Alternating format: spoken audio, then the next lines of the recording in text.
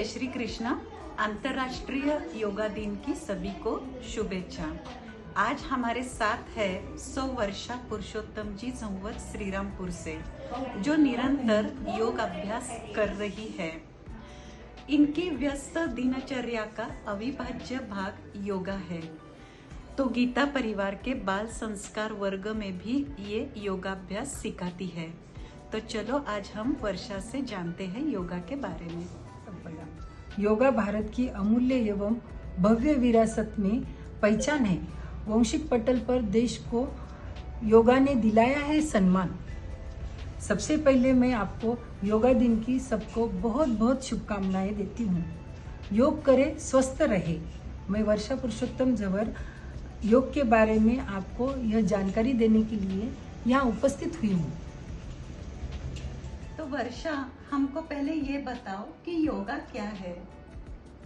योगा यह शरीर और मन का मिलन, यही योगा है। शरीर और मन आप जैसे शब्द सा पकड़ोगे वैसा नहीं है। जब आप योगा करते हो तो वहाँ मन भी जाता है और शरीर तो जाता ही जाता है। वो भाग को जहाँ स्ट्रेस होता है वहाँ योगा होता है। और योगा करने से शरीर सुडल बनता है और शरीर में लवचिकता आती है, सुडल बनता है। यह योगा जैसे कि अब बहुत प्रचलित चल रहा है, जुम्बा, एरोबिक्स, कुछ और बहुत प्रकार है, जिम, उसमें यह स्ट्रेस नहीं आता है। यह सिर्फ योगा में ही होता है।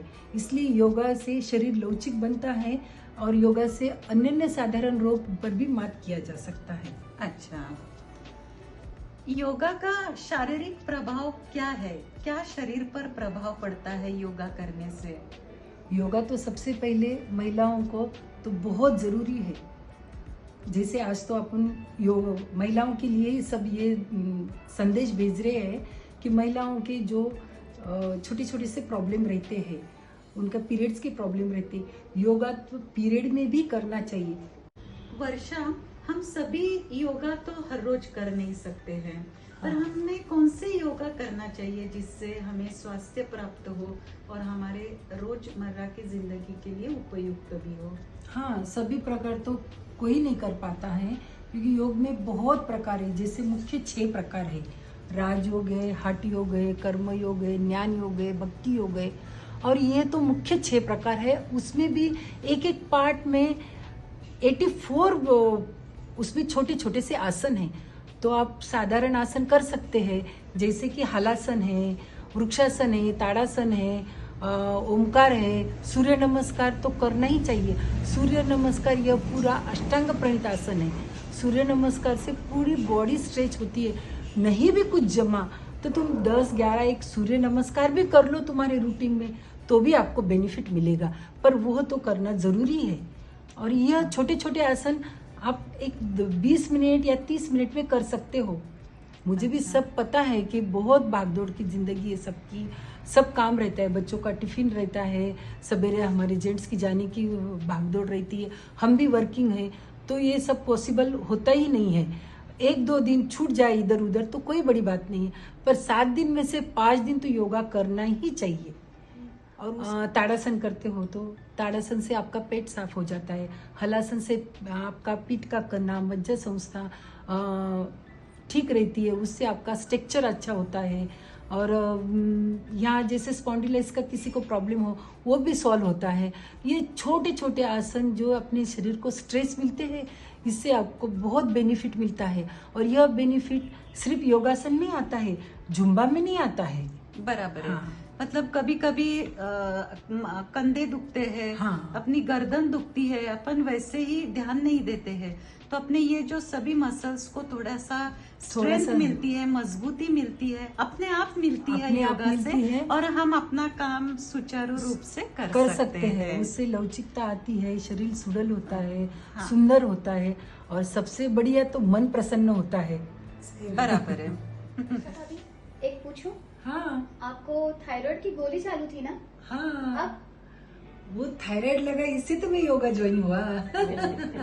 ये तो रहस्य है। थायराइड तो बहुत बड़ा था। आपने तो टाइप करते करते ही फोन कर दिया कि भाभी बहुत कहाँ से कहाँ चले गए आप तो। फिर मैंने थोड़े दिन गोली ली, ट्रीटमेंट की, पर सोचा कि ये रोज गोली मुझे तो जिंदगी भर लग जाएगी। फिर एक दिन मैं हमारे योगा सर अनिल कुलकर्णी के पास गई और उनको बताया कि मुझे ये गोली चालू हुई है। उन्होंने मुझे योगा ज्वाइन करने बोला और मैंने फट से ज्वाइन किया और अभी मुझे 6-7 साल हो गए। मेरे योगा में सातत्य है, इसलिए मेरी योगा थायराइड की गोली बंद हो गई। योगा में आप सातत्य रखोगे तो आपकी हर गोली बंद हो सकती है। योगा करने से थायराइड क्या, महाभयंकर कैंसर के रोग भी दूर हो सकते हैं, असाध्य रोग दूर हो सकते हैं। तो थायराइड कुछ बड़ी बात नहीं है। बहुत अच्छी जानकारी दी वर्षा। हमको ऐसे लग रहा था कि योगा करने से सही में कौन सी बीमारी पे इसका असर होता है, पर आज एक लाइव एग्जाम्पल ही हमको वर्षा ने दे दिया है। और थायराइड या कॉमन प्रॉब्लम है, आजकल काफी लोग थायराइड से परेशान हैं। थायराइड के लिए तुम हलासन कर सकते हो, भस्त्रिका कर सकते हो, इससे आपका थायराइड पूरा कंट्रोल रह सकता है। पर इसमें नियमितता बहुत जरूरी है। इस सेशन के द्वारा यही संदेश देना था आज हमको, कैसे योगा बनाए निरोगी सबको।